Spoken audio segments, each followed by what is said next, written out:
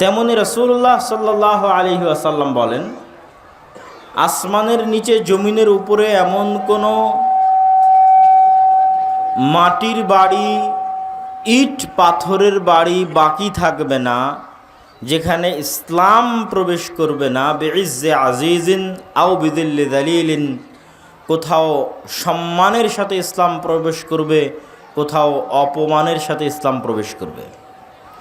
তো কোরআনের এই আয়াত এবং এই হাদিস প্রমাণ করে পৃথিবীতে কোনো না কোনো এক সময় ইসলামের সামগ্রিক বিজয় সাধিত হবে না হবে না?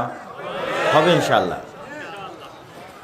তো ইসলামের এই সামগ্রিক বিজয় কেন প্রয়োজন?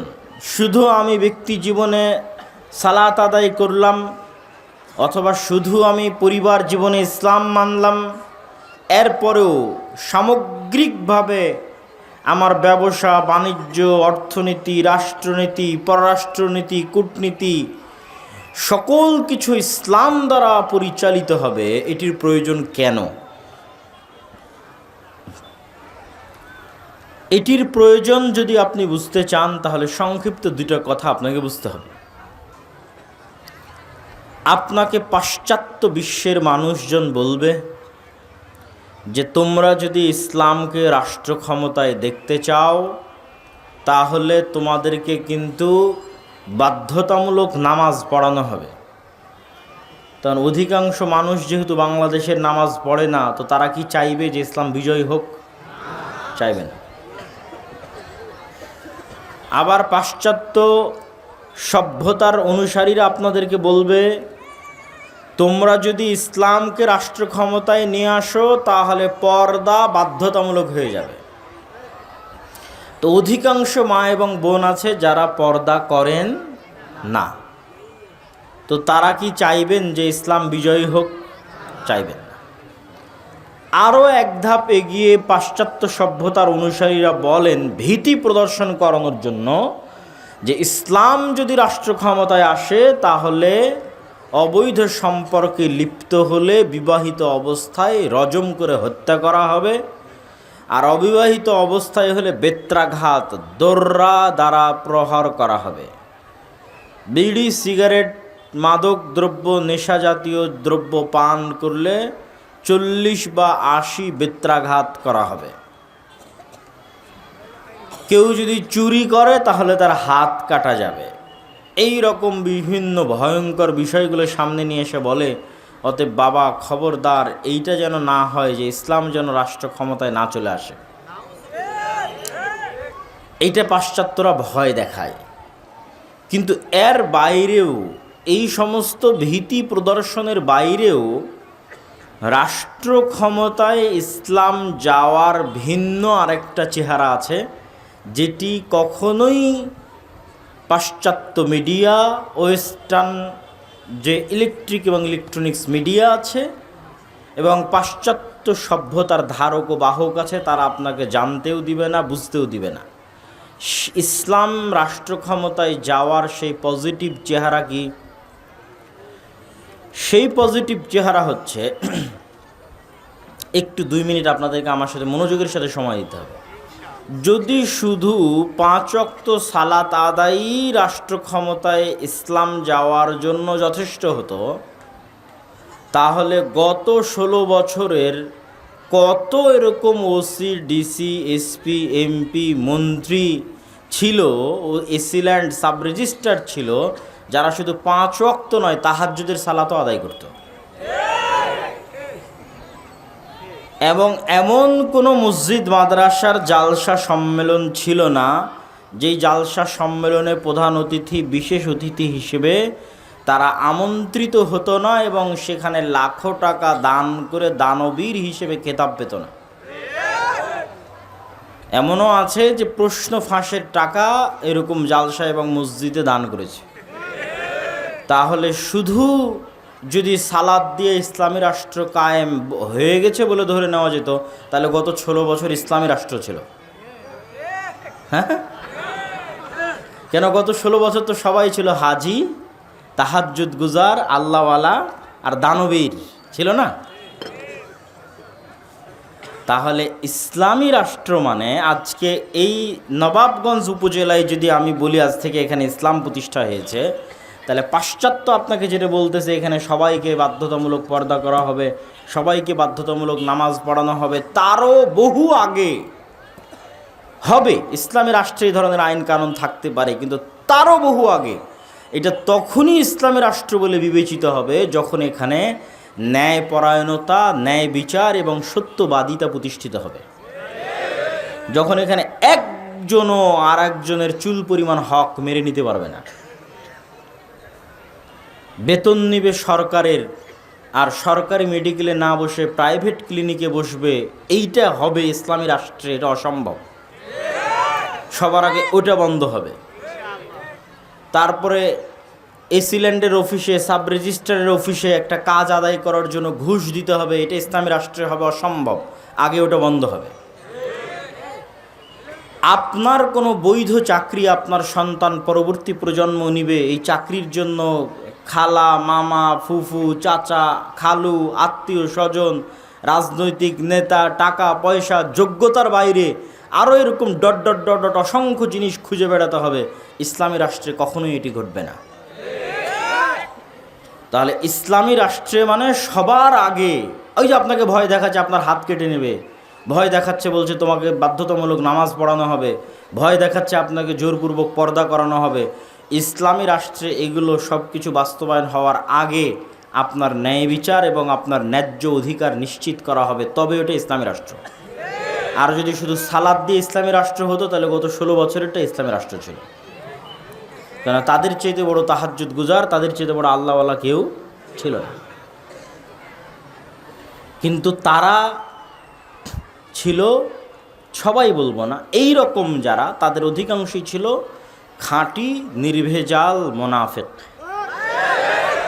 এটা আমি বলিনি, রাসূলুল্লাহ সাল্লাল্লাহু আলাইহি ওয়াসাল্লাম বলেছেন, আরবাউন মান কুন্না ফীহি, 4টা বৈশিষ্ট্য যদি মানুষের মধ্যে থাকে তাহলে সে মোনাফিকান খালেসান, নির্ভেজাল, নিষ্কলুষ, খাঁটি মোনাফিক। তো এই 4টা বৈশিষ্ট্যের কথা বলতে গিয়ে কিন্তু আল্লাহ নবী বলেননি যে বিড়ি খায় সে মোনাফিক, যে আরেকজন মেয়ের সাথে অবৈধ সম্পর্কে কথা বলে সে মোনাফিক। এগুলো গুনাহের কাজ, কিন্তু এগুলোকে আল্লাহর নবী খাঁটি মোনাফিকের আলামত বলেননি। খাঁটি মুনাফিকের আলামত কি? যে 5 ওয়াক্ত সালাতও পড়ে, হজও করে, আবার আল্লাহর রাস্তায় দানও করে। আগের যে বৈশিষ্ট্যগুলো উল্লেখ করলাম, এরকম মসজিদ মাদ্রাসার কমিটিতে আছে, বিশেষ অতিথিতে আছে, প্রধান অতিথিতে আছে, এমন কোনো ভালো কাজে নাই যেখানে সে নাই, প্রত্যেকটা ভালো কাজে সে আছে।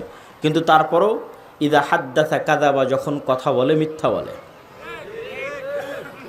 যখন ওই তুমি না খানা, যখন কোনো আমানত রাখা হয় আমানতের খেয়ানত করে। প্রত্যেকটা দায়িত্ব আমানত, মাদ্রাসার প্রিন্সিপাল আমানত, মসজিদ কমিটির সভাপতি আমানত, AC land OC, sub registrar, DC আমানত, এমপি আমানত, মন্ত্রী আমানত, সচিব আমানত। প্রত্যেক যে নিজ নিজ দায়িত্ব প্রাপ্ত হয়েছে ওই দায়িত্বে সে কি আমানত, অথচ ওই দায়িত্বে সে খেয়ানত করে।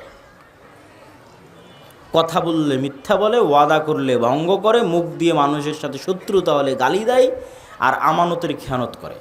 তো এরা খাঁটি মুনাফিক কেন? এরা কিন্তু আমল দিয়ে এদের মুনাফিকি ঢেকে দিবে। বুঝেননি মনে হয় আমার কথা? বাহ্যিক আমল দিয়ে ওর মুনাফিকি ঢাকতে চাইবে, ও কিন্তু মুনাফিক, কিন্তু বাহ্যিক আমল দিয়ে কি ঢাকতে চাইবে? মুনাফিক। ও এখনই ওসি হিসেবে টেবিলের নিচ দিয়ে ঘুষ গ্রহণ করেছে, মুনাফিক, খাঁটি মুনাফিক। কেননা ওর পদের সাথে কি করেছে?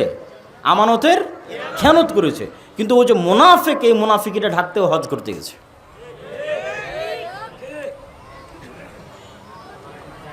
এইরকম প্রত্যেক যাকে যে পদের দায়িত্ব দেওয়া আছে ওই পদের সাথে মুনাফিকি করছে 24 ঘন্টা, এবং মুনাফিক, কিন্তু ওই মুনাফিকি ঢাকতে এখানে প্রধান অতিথি হয়েছে।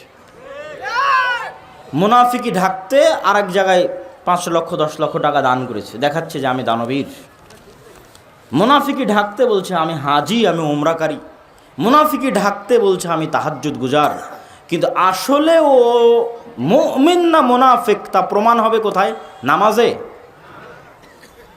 আসলে ও মুমিন না মুনাফিক তা প্রমাণ হবে কোথায়?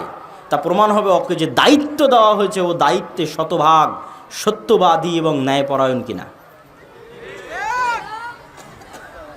আপনি হয়তো মনে করবেন যে সবগুলো কথা হয়তো বড় বড় দায়িত্বশীলের বিরুদ্ধে বলছে। জি না, আমরা সবাই নিজ নিজ জায়গা থেকেও আমরা আমাদের মুনাফিকি মাপতে পারবো প্রত্যেকেই। যেমন আপনারা যারা এখানে উপস্থিত আছেন, আশেপাশে ডানে বামে দাঁড়িয়ে আছেন, পিছনে দাঁড়িয়ে আছেন, বাবা মারা যাওয়ার পর বাবার সম্পত্তিতে যেই জায়গাটুকু ভিটি বাড়ি, উঁচু জমি, ভালো দানে ধানের ফলন হয়, পানিতে ডুবে না, দাম বেশি, ওটা আপনি নিয়েছেন। আর যেটা পানিতে ডুবে থাকে, দাম কম, যেটা ফলন ভালো হয় না, সেটা আপনার বোনকে দিয়েছেন। তাহলে আপনিও একজন চোর এবং দুর্নীতিবাজ। আপনিও আপনার সালাদ দিয়ে আপনার মুনাফিকি ঢাকতে চাচ্ছেন, আসলে মুনাফিক। কেননা আপনি দায়িত্বে ন্যায় পরায়ণতা দেখাননি, আপনি ভাই হিসেবে, পিতার সন্তান হিসেবে ন্যায়ের সাথে বন্টন করেননি, তা আপনি আসলে মুনাফিক। কিন্তু আপনার সালাদ দিয়ে, আপনার দাড়ি দিয়ে আপনার মুনাফিকিটা ঢাকতে চাচ্ছেন। এরকম আপনি জীবনের প্রত্যেকটা পদক্ষেপে সত্য বলা আর কাজে ন্যায়পরায়ণ হওয়া, এটা অনেক কঠিন জিনিস। আমরা আমাদের ব্যক্তি জীবনে স্ত্রীদের সাথে কতটুকু ন্যায়পরায়ণ তার হিসাব দিতে আল্লাহর দরবারে ফেসে যেতে পারি। সব কথা বাদ দিলাম, কে ওসি কে ছিলেন তার কথা বাদ দিলাম, আমি আমার স্ত্রীর প্রতি কতটুকু ন্যায়পরায়ণ তার জবাব দিতে আল্লাহর দরবারে ফেসে যেতে হবে, যে তার হক আমি ন্যায়ের সাথে বুঝিয়ে দিয়েছি কিনা। রাসূলুল্লাহ সাল্লাল্লাহু আলাইহি ওয়াসাল্লাম এমনি বলেননি যে সাবআতু ইউদিল্লুহুমুল্লাহ ইয়াওমা লা দিল্লা ইল্লা দিল্লুহ, 7 শ্রেণীর মানুষকে কিয়ামতের মাঠে আল্লাহ সুবহানাহু ওয়া তাআলা বিশেষ ছায়া প্রদান করবেন। তার 1 নম্বরে আশ্চর্য হবেন, 1 নম্বরে আল্লাহ সুবহানাহু ওয়া তাআলা এবং তার রাসূল অন্য আর যে আমলগুলো আমরা করি, যেগুলোকে বড় আমল মনে করি, বড় তাকওয়াবান পরহেজগার মনে করি, যে দেখেন ও তাহাজ্জুদের সালাত আদায় করে, ও নফল সিয়াম পালন করে, ও সুন্নাতগুলো আদায় করে, এগুলোর সিরিয়ালও আছে। কিন্তু 1 নম্বরে সিরিয়াল আছে ন্যায়পরায়ণ দায়িত্বশীল। ন্যায়পরায়ণ দায়িত্বশীল মানে শুধু এমপি না, যে পিতা সে পিতা হিসেবে ন্যায়পরায়ণ, যে স্বামী ও স্বামী হিসেবে ন্যায়পরায়ণ,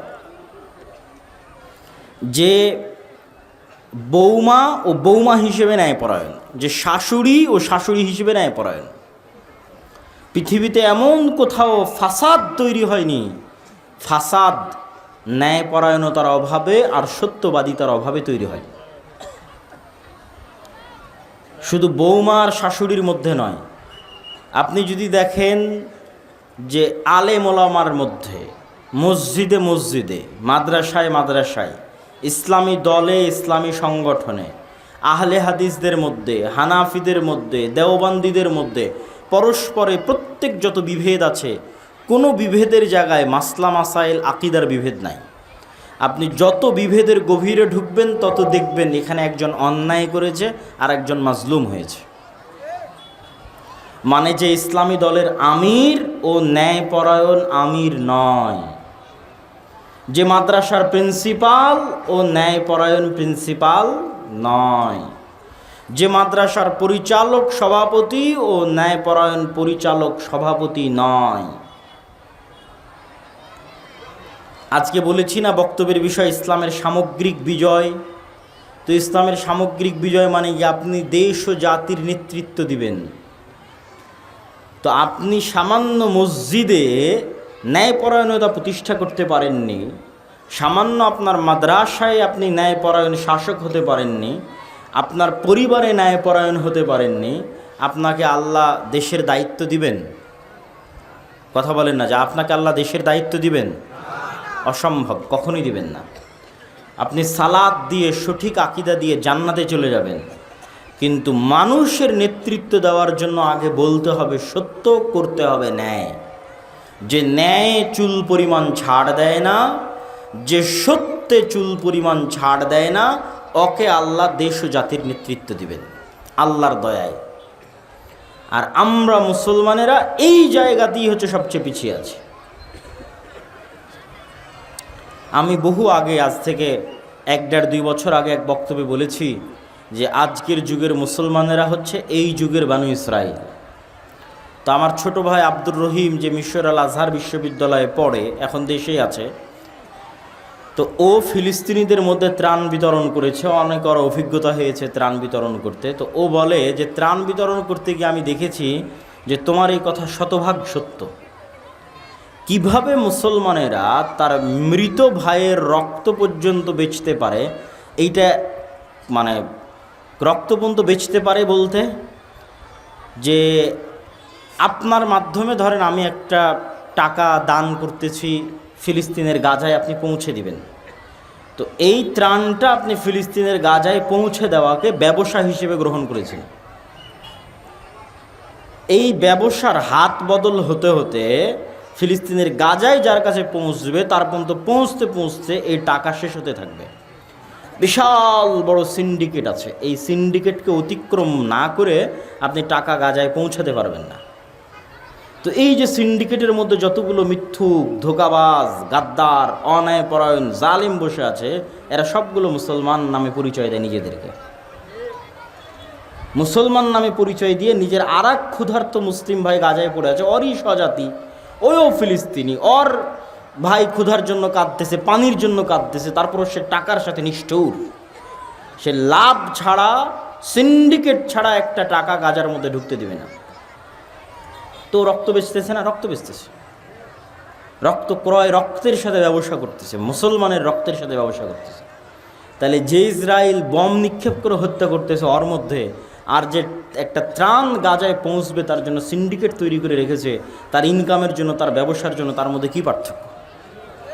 তখন ও বলে যে আব্দুল্লাহ ভাই, তোমার বক্তব্য আমি এখন বুঝি যে এই যুগের মুসলমানের আসলেই বানু ইসরাইল। এরা বাহ্যিকভাবে সালাত, সিয়াম, হজ, জাকাত দেখিয়ে বুঝাতে চায় এরা অনেক ভালো, কিন্তু আসলে মিথ্যুক, অন্যায়পরায়ণ, অসৎ। তাহলে এরা যদি গোলাম না থাকে, কারা গোলাম থাকবে? কেননা দেশ ও জাতির নেতা হতে হলে তো মিথ্যুক হয়ে নেতা হওয়া যাবে না, অসৎ, অন্যায়পরায়ণ হয়ে নেতা হওয়া যাবে না। কিন্তু শত করা কতজন নেবেন আপনি? একইভাবে রন্ধ্রে রন্ধ্রে রক্তের মধ্যে অসততা, অন্যায়পরায়ণতা ঢুকে আছে। কি মসজিদ, কি মাদ্রাসা, কি ইসলামী দল, কি ইসলামী সংগঠন, একই অবস্থা। সম্মানিত উপস্থিতি, তো আমরা বলছিলাম যে ইসলাম যদি রাষ্ট্র ক্ষমতায় আসে, তাহলে ইসলামের যেটা মূল বেসিক বাস্তবায়ন, যেটা ইসলাম করতে চায়, সেটা আমাদের মুসলমানদের মধ্যে নাই। এই জন্য আমাদেরকে দিয়ে আল্লাহ সুবহানাহু তাআলা রাষ্ট্র ক্ষমতায় নিয়ে যাবেন না। সেই বেসিক মূল জিনিসটা কি? ন্যায়পরায়ণতা, সত্যবাদিতা। এটা থেকে আমরা হাজার হাজার লক্ষ কোটি কিলোমিটার দূরে আছি। আর পাশ্চাত্য বিশ্ব আপনাকে ভয় দেখাতে থাকবে এবং তারা চাইবে এই যে গণতান্ত্রিক সিস্টেম আছে, এই সিস্টেমটা টিকে থাক। এই জন্য নির্দিষ্ট ব্যক্তির উপর যেন আপনার রাগ উঠে, আর ওই নির্দিষ্ট ব্যক্তি চলে গেলে যেন আপনার রাগ কমে যায়, এটা তাদের চাওয়া। আপনি মনে করলেন গত 16 বছর আমার ওপর জুলুম করেছে অমুক, বাস অমুক চলে গেছে, আপনার রাগ মিটে গেছে। কিন্তু গত 16 বছর যে আপনি মাজলুম হয়েছেন এই জালেম সিস্টেমের কারণে। সেই জালেম সিস্টেমের নাম হচ্ছে গণতান্ত্রিক সিস্টেম, ওই জালেম সিস্টেমের নাম হচ্ছে ধর্মনিরপেক্ষ সিস্টেম, সেকুলার সিস্টেম। আমি যদি আরও স্পষ্ট করে বলি বুঝার জন্য, কিন্তু এটা সত্য, মানুষ হাসবে কিন্তু এটাই সত্য, সেটা হচ্ছে এই জুলাই এর যে গণ অভ্যুত্থান, এই গণ অভ্যুত্থানের 1700 বা 1800 যে ছাত্র নিহত হয়েছে, এই 1700-1800 ছাত্রকে আসলে গণতন্ত্র হত্যা করেছে, সেকুলার সিস্টেম হত্যা করেছে। কিন্তু এটা বুঝার জন্য অনেক দূরদৃষ্টি সম্পন্ন জ্ঞান লাগবে, ইতিহাসের জ্ঞান লাগবে, পাশ্চাত্য বিশ্ব কী চায়, আপনার কাছ থেকে কি আদায় করতে চায়, তার সম্পর্কে সম্যক অবগতি থাকা লাগবে। তাহলে আপনি বুঝবেন যে 1700-1800 জন মারা গেছে, 1700-1800 জনকে হত্যা করেছে কে? এই সিস্টেম, গণতান্ত্রিক সিস্টেম, সেকুলার সিস্টেম। এই সিস্টেম যদি পরিবর্তন না হয়, এইরকম স্বৈরাচার জালেম 20 বছর 30 বছর পর আবার তৈরি হবে। আপনার হায়াত যদি আল্লাহর 20-30 বছর বাড়িয়ে দেয়, আর আমার হায়াতও যদি আল্লাহ 20-30 বছর বাড়িয়ে দেয়, আবারও যদি কোনো দিন সাক্ষাৎ হয়, তখন আপনি বলিয়েন যে এই সিস্টেম টিকে আছে, আর এই সিস্টেম আবারও জালেম এবং স্বৈরাচার তৈরি করেছে। এই সিস্টেম কখনোই আপনাকে আপনার ওই ন্যায্য অধিকার দিতে পারবে না যে আপনি ঘুষবিহীন অবস্থায় চাকরি নেবেন, আপনার রাষ্ট্রীয় নাগরিক সুযোগ সুবিধা নেবেন। রাষ্ট্রীয় নাগরিক সুযোগ সুবিধা বাংলাদেশের মানুষ বুঝেই না। রাষ্ট্রীয় নাগরিক সুযোগ সুবিধা যেহেতু আমরা কোনোদিন চোখে দেখিনি, তো বুঝবো কেমনে? রাষ্ট্রীয় নাগরিক সুযোগ সুবিধা আপনি ইউরোপে গেলে, ইংল্যান্ডে গেলে, আমেরিকায় গেলে কিছুটা বুঝতে পারবেন যে রাষ্ট্রের সাথে নাগরিকের কি সম্পর্ক থাকে এবং নাগরিক কি সুযোগ সুবিধা পেতে পারে।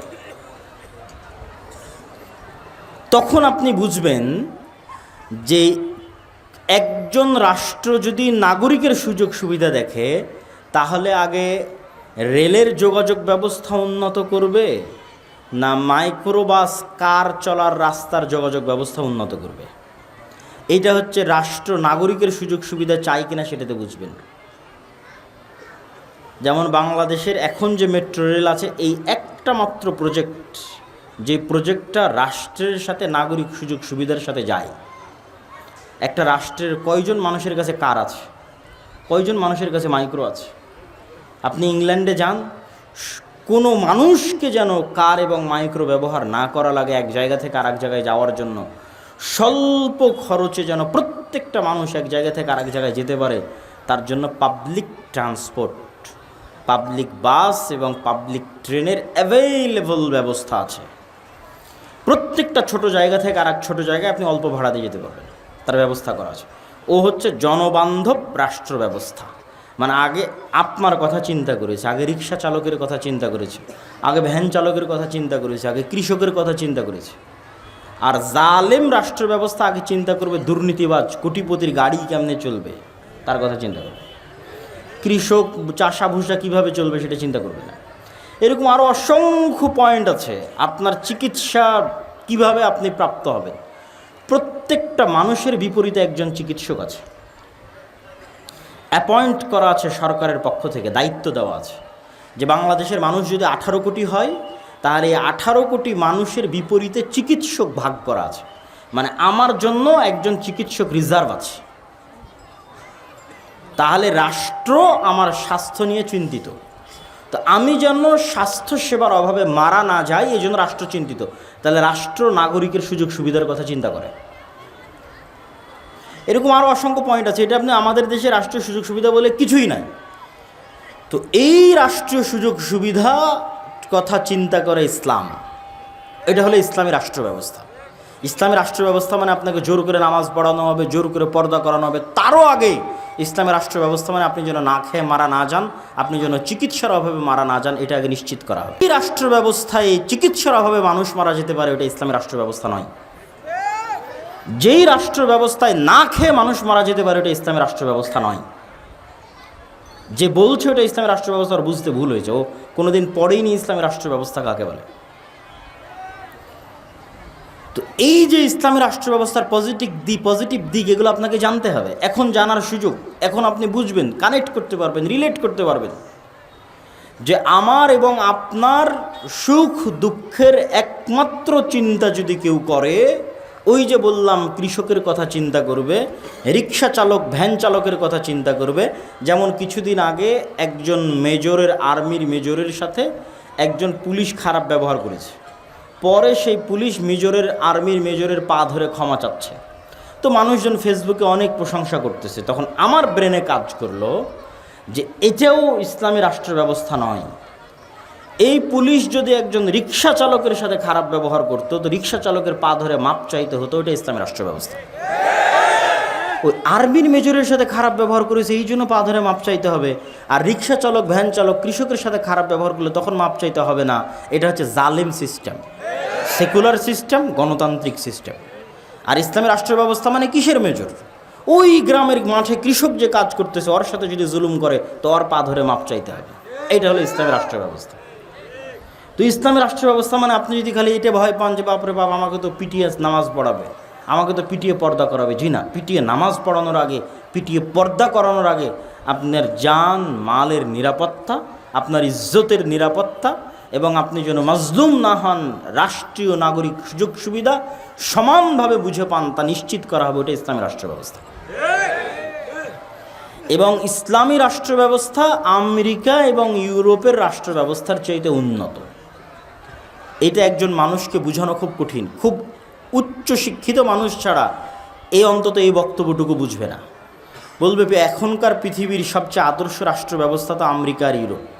আমাদের ছেলেমেয়েরা জমি বিক্রি করে ইংল্যান্ডে যায়, ইউরোপে যায়, আমেরিকায় যায়, কেউ স্টুডেন্ট ভিসা নিয়ে যায়, কেউ অবৈধ পথে এখান থেকে দুবাই থেকে লিবিয়াতে নামে, লিবিয়ার বেনগাজি বিমানবন্দরে, লিবিয়ার ত্রিপলি বিমানবন্দরে নেমে লিবিয়ার যে সমুদ্র তীরবর্তী শহরগুলো আছে ওই শহরগুলোতে আশ্রয় নেয়।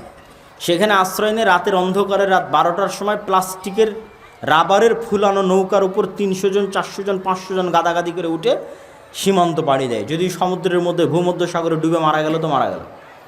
আর পাড়ি দেয় কি, পুলিশ ওদেরকে গ্রেফতার করে নিয়ে যাবে, নিয়ে যাওয়া ওরা কিছুদিন ডিটেনশন ক্যাম্পে থাকবে, তারপর আস্তে আস্তে ওরা একদিন নাগরিকত্ব পেয়ে যাবে। তাহলে কি পরিমাণ উন্নত ওই দেশগুলো হতে পারে যে আফগানিস্তান, পাকিস্তান, বাংলাদেশের মুসলমানেরা এইভাবে অবৈধ পথে জীবনের হুমকি নিয়ে ওই দেশগুলোতে যেতে চায়। আর আমি বলতেছি যে ইসলাম যদি প্রতিষ্ঠিত হয় রাষ্ট্র ব্যবস্থায়, তাহলে ওই আমেরিকা এবং ওই ইউরোপের চাইতে বেশি উন্নত, বেশি জনবান্ধব এবং বেশি নাগরিক বান্ধব হবে। কেন? এটার উত্তর বলি, বুঝলে বুঝবেন, না বুঝলে যতটুকু বুঝবেন ততটুকু মনে থাকবে। সেটা হচ্ছে আজকের ইউরোপ এবং আজকের আমেরিকায় সকল নাগরিক সুযোগ সুবিধা থাকার পরেও অর্থনৈতিক স্বাধীনতা নাই। এইটা তারাও ভালো মতো বুঝে না যে অর্থনৈতিক স্বাধীনতা নাই। এটা একমাত্র যে গভীরভাবে স্টাডি করবে সে বুঝতে পারবে অর্থনৈতিক স্বাধীনতা নাই। সেটি কি? আমেরিকা এবং ইউরোপে অর্থ মানেই সুদ। এই যে আমার পকেটে ক্যাশ টাকা আছে, এরকম আলাদা কোনো ক্যাশ টাকার অস্তিত্ব হতে পারে না লোন ছাড়া। এই আমার পকেটে 1000 টাকা আছে মানে 1000 টাকার বিপরীতে কি আছে? লোন আছে। 1000 টাকার বিপরীতে কি আছে? লোন ছাড়া কোনো ক্যাশ মানির অস্তিত্ব হতে পারে না, অসম্ভব।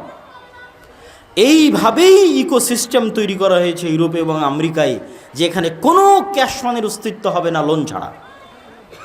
আপনি বাড়িও কিনতে পারবেন না লোন ছাড়া, জমিও কিনতে পারবেন না লোন ছাড়া, ছেলে মেয়েকে পড়াতেও পারবেন না লোন ছাড়া। প্রত্যেকটা ধাপের পিছনে লোন আছে। এবং এই লোনের সবচেয়ে বড় ভয়ঙ্কর ফাঁদ হচ্ছে ক্রেডিট কার্ড। এখনও বাংলাদেশে বহু ব্যাংক ক্রেডিট কার্ড চালু করেছে, অসংখ্য মানুষ ক্রেডিট কার্ড ইউজ করতেছে। ক্রেডিট কার্ড মানে আপনার অ্যাকাউন্টে টাকা নাই, তবু আপনাকে বলতেছে তুমি খরচ করো, পরে তোমার বেতন থেকে কেটে নেব। কি ভয়ঙ্কর লোনের ফাঁদ! টাকা নাই, তোমার চিন্তা নাই, তুমি খরচ করো, আমি আছি তো। 1 টাকাও নাই, তারপর আপনাকে বলা হচ্ছে আপনি খরচ করেন, আপনি যখন বেতন পাবেন তখন সেখান থেকে কাটা হবে। তো যে যত বেশি ক্রেডিট কার্ডের ইউজার হবে ও অত বড় অ্যামাউন্ট পাবে। ধরেন আমি 10 বছর থেকে ক্রেডিট কার্ড ব্যবহার করতেছি, তাহলে এখন 1টা টাকা ছাড়াও আমি অন্তত 3 কোটি টাকার বাজার করে ফেলতে পারি, ব্যাংক কিচ্ছু বলবে না, যেহেতু আমি 10 বছর থেকে আর ক্রেডিট কার্ড ইউজ করতেছি। তো আমেরিকাতে যখন আপনি একটা বাসা ভাড়া নিতে যাবেন, তখন আপনি যদি 20-30 বছর থেকে ক্রেডিট কার্ডের ইউজার হন, তাহলে আপনার কাছে সিকিউরিটি মানি চাইবে না। ক্রেডিট কার্ড আছে তো? বলে হ্যাঁ আছে, সিকিউরিটি মানি লাগবে না, যাও। আর আপনি বলবেন যে আমি সুদ থেকে বাঁচতে চাই, অতএব আমি ক্রেডিট কার্ড ব্যবহার করব না, অগ্রিম লোন নিব না, তাহলে যে বাসা ভাড়া নিতে যাবেন ওই বাসার মালিক বলবে সিকিউরিটি মানি দাও। তো যত সিকিউরিটি মানি চাইবে অত সিকিউরিটি মানিতে আপনি 10 বছরও চাকরি করে ইনকাম করতে পারবেন না। তখন ঠিক আছে আমি ক্রেডিট কার্ড ইউজ করতেছি, তাহলে আপনি সুদে জড়িত হয়ে গেলেন। সুদ ছাড়া 1টা টাকা ক্যাশ মানি আপনার পকেটে আসতে পারে এরকম কোনো রাস্তা নেই। এটাই হচ্ছে অর্থনৈতিক দাসত্ব। আপনার অর্থনৈতিক স্বাধীনতা যতক্ষণ না থাকবে আপনি স্বাধীন মানুষ নন, আপনার আভ্যন্তরীণ স্বাধীনতা আসবে না। এই জন্য ইসলাম হচ্ছে ঋণ বিমুখ। আজকে বক্তব্যের এই অংশে মা এবং বোনদের এই অংশটুকু একটু দৃষ্টি আকর্ষণ করি।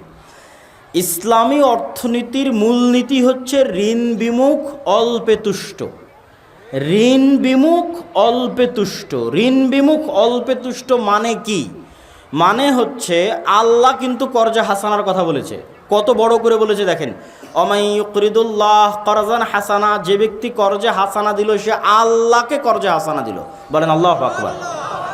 কিন্তু আপনি লোন নেওয়ার যত হাদিস আছে আল্লাহর নবীর, সব হাদিস পড়েন, কর্জা হাসানা তখনই নিতে পারবেন যখন আপনি চিকিৎসার অভাবে মরে যাচ্ছেন। তখন আপনি এসি নেওয়ার জন্য কর্জা হাসানা নেবেন, এর কোনো অস্তিত্ব ইসলামের 500,000 কিলোমিটারের মধ্যে নাই। আপনি ফ্রিজ নেওয়ার জন্য কর্জা হাসানা নেবেন, ফ্রিজ কেনার জন্য, এর অস্তিত্ব ইসলামের কয়েক লক্ষ কিলোমিটারের মধ্যে নাই। মরে যাচ্ছি, খেতে পাই না ভাই, চিকিৎসার অভাবে অপারেশনের দরকার, কর্জা হাসানা দাও।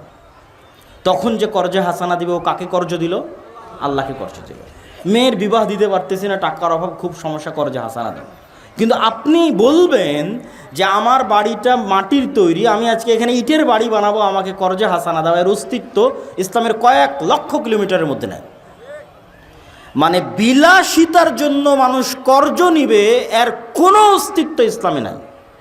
মা এবং বোনদেরকে লক্ষ্য করে বলতেছি যে বিলাসিতার জন্য কর্জ নিবে, একটা সোফা কেনার জন্য কর্জ নিবে, একটা খাট কেনার জন্য কর্জ নিবে, মাঝাতে সব বিছিয়ে থাকে এখন খাট কিনবে, তো খাট কেনার জন্য কর্জে হাসানা নিবে, আর অস্তিত্ব ইসলামে নাই। সুদের উপর নেওয়া তো বহু দূরের কথা, আমি কর্জে হাসানার কথা বলেছি, কথা বুঝতে হবে আপনার। সুদের উপর নেওয়া তো বহু দূরের কথা, আপনি শপে শুয়ে থাকেন, এখন খাট কিনবেন, খাট কেনার জন্য সুদের উপর নয়, কর্জে হাসানা চাইবেন, আর অস্তিত্ব ইসলামে নাই। এতটা ঋণ বিমুখতা ইসলাম পছন্দ করে। কেন পছন্দ করে? কর্জ মানেই হচ্ছে আপনার আত্মসম্মান নষ্ট হওয়া। আজ আপনি কর্জ করবেন, কাল পাওনাদার যখন আসবে আপনি মিথ্যা বলবেন, তারপরের দিন পাওনাদারের টাকা পরিশোধ করার জন্য অন্যায় করবেন, চুরি করবেন, তারপরের দিন আপনার ছেলেকে মিথ্যা বলানো শিখাবেন, তারপরের দিন পুরো পরিবার মিথ্যুক হয়ে যাবেন। তো যে মুখে মিথ্যা বলে, যে করে দুর্নীতি, যে মিথ্যার আশ্রয় নেয়, ওর সেলফ রেসপেক্ট বলে কিছু আছে, আত্মসম্মান বলে কিছু আছে, ও ক্ষমা চায় জান্নাতে যেতে পারে, কিন্তু কোশ্চেনকালেও জাতির নেতৃত্ব দিতে পারবে না। ওর ভাগ্যে গোলামি, ওর 14 গোষ্ঠীর ভাগ্যে গোলামি। এই জন্য ইসলাম চায় না যে মানুষ লোন নিক, কর্জে হাসানা নিক। কেন? ও স্বাধীন থাক, ওর অভ্যন্তরীণ সেলফ রেসপেক্ট বাকি থাক, ওর পরিবারের আত্মমর্যাদা, আত্মসম্মান বাকি থাক, মরুক মাথা উঁচু করে। এইটা হচ্ছে ইসলামের চাওয়া। তো আপনি লোনের উপর, সুদের উপর বিলাসী পণ্য নেবেন, মোটর সাইকেল নেবেন, এসি নেবেন, ফ্রিজ নেবেন, বহু দূরের কথা। ইসলাম এসি, ফ্রিজ, মোটর সাইকেলের মতো বিলাসী পণ্য কর্জে হাসানার ভিত্তিতে নিবে, এর অস্তিত্ব ইসলামে নাই। তাহলে এবার কল্পনা করেন যে আমেরিকা এবং ইউরোপের সমাজ ব্যবস্থা কতটা ইসলাম বিরোধী সমাজ ব্যবস্থা, আর ওখানকার মানুষ বাহ্যিকভাবে মনে করছে যে হ্যাঁ আমি স্বাধীন, কিন্তু ওর স্বাধীনতার একটা লিমিটেশন আছে, একটা এরিয়া আছে, ওইটা কোশ্চেনকালেও ক্রস করতে পারবে না। কেননা ও লোনগ্রস্ত, ঋণগ্রস্ত। প্রত্যেকটা মানুষ ঋণগ্রস্ত। আমি তো এখনই দেখালাম আপনাকে যে ও লোন ছাড়া চলতে পারবে না, ও বাধ্য লোন নিতে। প্রত্যেকটা মানুষ ঋণগ্রস্ত। তো ঋণগ্রস্ত মানুষ কখনো স্বাধীন? অসম্ভব, স্বাধীন না। ফলত ওর স্বাধীনতার একটা লিমিটেশন আছে, এরিয়া আছে। ওর বাইরে গিয়েও বলতে পারবে না, ওর বাইরে গিয়েও সত্য বলতে পারবে না, ওর বাইরে গিয়েও ইসলামের কথা উচ্চারণ করতে পারবে না। করলে ওখানে গলা টিপে ধরা হবে অর্থনীতিতে। বাকি সব জায়গায় স্বাধীন, গলা টিপা হবে কোথায়?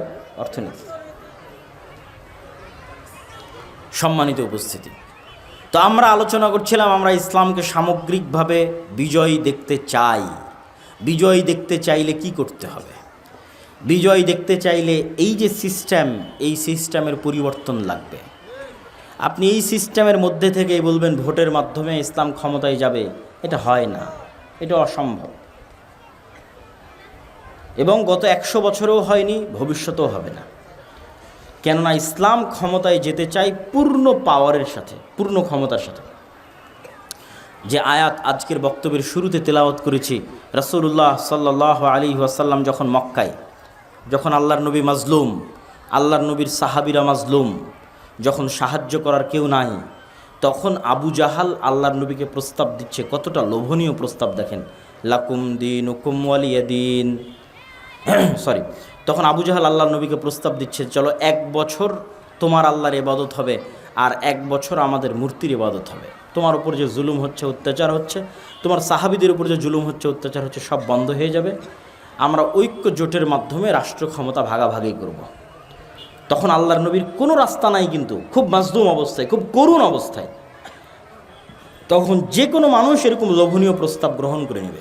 কিন্তু আল্লাহর নবী কি বললেন, লাকুম দীনুকুম ওয়ালিয়া দীন, লা আ'বুদু মা তা'বুদুন। সূরা কাফিরুন পড়ে দেখেন, বারবার ঘুরিয়ে ফিরিয়ে বলা হচ্ছে, তোমরা যার ইবাদত করো আমি তার ইবাদত করতে পারবো না। তোমার দিন তুমি পালন করো, আমার দিন আমাকে পালন করতে দাও। এর আড়ালে আরেকটা কথা লুকিয়ে আছে, সেটা হচ্ছে এখন তোমার সাথে কোনো কম্প্রোমাইজে যাচ্ছি না। তোমার দিন তুমি পালন করো, আমার দিন আমাকে পালন করতে দাও। আমি মুহাম্মদ যেদিন মক্কার ক্ষমতায় যাব, সেই দিন একক পূর্ণাঙ্গ শতভাগ ক্ষমতায় যাব, কারোর সাথে কম্প্রোমাইজ করে নয়।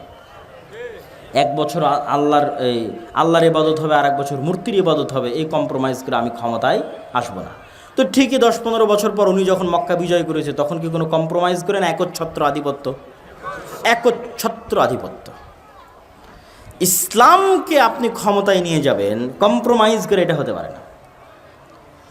আপনি স্বাভাবিক রাজনৈতিক দল হিসেবে বলতে পারেন যে অমুক রাজনৈতিক দল ভালো, অমুককে ভোট দিলে দেশ ভালো চলবে, এটা ভিন্ন কথা। কিন্তু অমুককে ভোট দিলে ইসলাম ক্ষমতায় যাবে, এটা কাল্পনিক, এটা সুদূর প্রসারী পরিকল্পনা, আকাশ কুসুম কল্পনার সামনে। তাহলে ভাই কিভাবে ইসলাম ক্ষমতায় যাবে? মাসিক আল ইতিসামের নভেম্বরের সম্পাদকীয় লেখা আছে, ইসলামের সামগ্রিক বিজয় যেভাবে সম্ভব। এটাই আজকের বক্তব্যের বিষয়বস্তু। ভূমিকা অনেক লম্বা হয়ে গেল, 4টে পয়েন্ট উল্লেখ করা আছে। এই 4-5টা পয়েন্ট আমি একটা করে পয়েন্ট বলবো, ব্যাখ্যা করব, তারপরে বক্তব্য শেষ করে দেবো। আপনাদের ধৈর্যের কামনা করছি, অধৈর্য হবেন না। আমি কখনোই চাই না যে আপনারা অধৈর্য হন বা আপনারা উঠে যান। মনোযোগ দিয়ে বক্তব্যের শেষ পর্যন্ত শুনেন, ইনশাল্লাহ কোনো ক্ষতি হবে না, উপকার হবে ইনশাল্লাহ। তো ইসলামের সামগ্রিক বিজয় কিভাবে সম্ভব যদি ভোট দিয়ে সম্ভব না হয়, যেটা আপনি বলছেন, মানে আপনার যদি প্রশ্ন আমাকে হয় কিভাবে সম্ভব? 1, ব্যাপক দাওয়াতি কাজ। আপনি বলবেন, আপনাদেরকে জিজ্ঞেস করলেই বলেন দাওয়াতি কাজ, আর কতদিন দাওয়াতি কাজ? তো দাওয়াতি কাজের বিকল্প অতীতেও কোনো দিন ছিল না, আজও নাই, ভবিষ্যতেও হবে না। এখন আল্লাহ যদি কোনো নবী বাংলাদেশে পাঠাবেন না, কেননা শেষ নবী চলে এসেছে, কিন্তু এখন যদি কোনো আল্লাহ নবী পাঠাতেন, তো সেই নবী কি করতো বলেন তো? সবার আগে কি করত? দাওয়াত দিত। এবং যুগে যুগে যত নবী রাসূল এসেছে, সব নবী রাসূল তার যুগের সবচেয়ে শক্তিশালী শাসকের কাছে দাওয়াত নিয়ে গেছে। ইব্রাহিম আলাইহিসসালাতু ওয়াসসালাম শক্তিশালী শাসক নমরুদের কাছে দাওয়াত নিয়ে গেছে। মুসা আলাইহিসসালাতু ওয়াসসালাম বিশ্বের সবচেয়ে বড় স্বৈর শাসক ফেরাউনের কাছে দাওয়াত নিয়ে গেছে। মুহাম্মদ সাল্লাল্লাহু আলাইহি ওয়াসাল্লাম মক্কার সর্দার কাফের কুরাইশদের সর্দার আবু জাহাল, আবু লাহাবের কাছে দাওয়াত নিয়ে গেছে। তো নবীদের দাওয়াতে কাজ হতো, আমাদের দাওয়াতে কাজ হয় না কেন? আমাদের দাওয়াতের মধ্যে ইখলাস নাই, আমাদের দাওয়াতের মধ্যে নিঃস্বার্থ ভাব নাই, আমাদের প্রত্যেকের দাওয়াতের মধ্যে স্বার্থ আছে। এটা আমি নিজে দেখেছি, আমরা নিজেরাও করেছি। অতএব অন্যের দোষ দিয়ে লাভ নাই, আমাদেরটা সহ সবারটা বলতেছি। যে গত 16 বছর 2-1জন ব্যতিক্রম হতে পারে, সবার উপর হুকুম আরোপ না করে অধিকাংশ বলে, গত 16 বছর অধিকাংশ যত আলেম ওলামা সরকারের কাছে গেছে, সবাই নিজ নিজ কোনো না কোনো স্বার্থে গেছে। কেউ বলেছে আমার মাদ্রাসার এই কাজটা করে দেন, কেউ বলেছে আমার মাদ্রাসায় যেমন এই যে প্রধান অতিথির লিস্টে নাম দিলে আপনি একটু আমার মাদ্রাসায় সহযোগিতা করে দিবেন। আমি তো নির্বাচনের সময় দেখেছি যে প্রত্যেকটা চেয়ারম্যানের কাছে মসজিদ কমিটিগুলো যায় তার মসজিদের এসি চাওয়ার জন্য, অমুক চাওয়ার জন্য, তমুক চাওয়ার জন্য, যে আমার মসজিদে। এবং দেখেছি যে প্রায় 50,000, 30,000, 40,000 করে চেয়ারম্যান এমপিদের বাজেট থাকে এক একটা মসজিদের জন্য। তাহলে ওই মসজিদ কমিটি এমপির কাছে যাচ্ছে কেন? দুনিয়াবি কিছু স্বার্থের জন্য। আমরা গেছি এমপি, মন্ত্রী, সচিব, ডিআইজি পর্যন্ত কেন? আমাদের দুনিয়াবি কোনো স্বার্থ হাসিল করার জন্য। কেউই শুধু ইসলামের রিপ্রেজেন্টেটিভ হিসেবে, ইসলামের প্রতিনিধি হিসেবে শুধুমাত্র ইসলামের দাওয়াত নিয়ে কোনো রাষ্ট্রীয় ব্যক্তির কাছে যায়নি। এটা অধিকাংশের কথা বললাম, থাকতে পারে 2-1জন। কিন্তু শুধু ইসলামের দাওয়াত নিয়ে গিয়ে বলবে লা আসআলুকুম আলাইহি আজরা ইন আজরিয়া ইল্লা আলাল্লাযী ফাতারানি। নবীরা বলতো এটা, লা আসআলুকুম আলাইহি আজরা। এই ফেরাউন মুসা আলাইহিস সালাম গিয়েই বলতো, ইব্রাহিম আলাইহিস সালাম গিয়েই বলতো, দাওয়াত দিতে এসেছি, লা আসআলুকুম আলাইহি আজরা। পাল্টা উপঢৌকন ধরায় দিয়ে, পাল্টা হাদিয়া ধরায় দিয়ে, পাল্টা টাকা পয়সা ধরায় দিয়ে আমাকে আমার দাওয়াত বন্ধ করতে বলিও না। আমরা প্রতিদান চাওয়ার জন্য আসিনি, মূল্য চাওয়ার জন্য আসিনি, পাথেও চাওয়ার জন্য আসিনি। দাওয়াত দিতে এসেছি তোমার কল্যাণের জন্য নিঃস্বার্থভাবে। সুলাইমান আলাইহিস সালাম যখন হুদহুদকে দিয়ে চিঠি লিখেছিলেন রানী বিলকিসের কাছে, সাবার রানী, তখন রানী বিলকিস কী করেছিল জানেন? চিঠির উত্তরে হাজার হাজার lakh lakh crore crore million million billion billion ডলারের হাদিয়া উপঢৌকন পাঠিয়েছিল পাল্টা চিঠির সাথে, যে সুলাইমান আপনার জন্য এই সামান্য কিছু পাঠালাম, আরও যদি কিছু লাগে তো আপনার জন্য হাজির থাকবে। সাবার রানী বিলকিস যা লাগবে আপনার জন্য তাই ব্যবস্থা করে দেবে। তখন সুলাইমান আলাইহিস সালাতু ওয়াস সালামের উত্তর কোরআনে লেখা আছে। সুলাইমান আলাইহিস সালাতু ওয়াস সালাম উত্তরে বলেছিলেন, আল্লাহ আমাকে এর চেয়ে অনেক বেশি দিয়েছে। বলেন আল্লাহু আকবার। তুমি যা পাঠিয়েছো আল্লাহ আমাকে এর চেয়ে অনেক বেশি দিয়েছে। তা আমি ধন সম্পদের জন্য, টাকা পয়সার জন্য হুদহুদের মাধ্যমে তোমার কাছে চিঠি লিখে পাঠাইনি, দাওয়াত দিয়েছি নিঃস্বার্থ। দুনিয়াতে আল্লাহর নামে কারো শিরক চলবে না, শিরক বাদ দিতে হবে, আল্লাহর দাসত্ব মানতে হবে, নাহলে আমার বাহিনী তোমার রাজ্য ধ্বংস করে দেবে, মাটির সাথে মিশিয়ে দেবে। সুলাইমান টাকার কাছে বিক্রি হওয়ার জন্য আসেনি, যা উপঢৌকন পাঠিয়েছে এর চেয়ে বেশি আল্লাহ আমাকে দিয়ে রেখেছে। তা আমরা কেউই তো নিঃস্বার্থভাবে দাওয়াত নিয়ে কারো কাছে যেতে পারি না। এরকম আরও অসংখ্য পয়েন্ট তুলে ধরতে পারবো যে কারণে আমাদের দাওয়াত সফল নয়। আমরা দাওয়াত দিতে গিয়ে মানুষকে ছোট করি, গালিগালাজ করি, খারাপ ভাষার ব্যবহার করি, তুমুক বেদাতি, তুমুক মুশরিক, তুমুক জাহেল, তুমুক ইবলিস, তুমুক লুচ্চা, তুমুক শয়তান, যত রকমের গালিগালাজ আছে দুনিয়াতে সব আলেম ওলামাদের মুখে। অথচ আল্লাহ সুবহানাহু ওয়া তাআলা কোরআন মাজিদে মুসা আলাইহিস সালামকে বলছে তুমি ফেরাউনকে দাওয়াত দেবে ভদ্র ভাষায়, নম্র ভাষায়। তো আমি যে আপনাকে দাওয়াত দিতে এসেছি, আপনি কি ফেরাউনের চাইতে খারাপ? হ্যাঁ? আর আমি কি মুসা আলাইহিস সালামের চাইতে ভালো? আমি কি মুসা আলাইহিস সালামের চাইতে ভালো? অসম্ভব, উনি নবী। আর আপনারা ফেরাউনের চাইতে খারাপ নন। তাহলে মুসা আলাইহিস সালামের মতো ভালো নবী যদি ফেরাউনের মতো খারাপ ব্যক্তির সাথে ভালো ব্যবহার করে দাওয়াত দিতে হয়, তাহলে আমার মতো একজন গুনাহগার, আমার মতো একজন পাপী, আপনাদের মতো এরকম ভালো মুমিন মুসলিম যারা আল্লাহকে এবং আল্লাহর নবীকে দিন হিসেবে, আল্লাহর নবীকে রাসূল হিসেবে স্বীকার করে, তাদের মধ্যে দাওয়াত দিতে এসে আপনাকে যদি আমি গালিগালাজ করি, তাহলে এটা দাওয়াতি মূলনীতি হলো? অসম্ভব। এরকম আরও অসংখ্য কারণ আছে। তাহলে এক নাম্বার হচ্ছে ব্যাপক দাওয়াতি কাজ করতে হবে।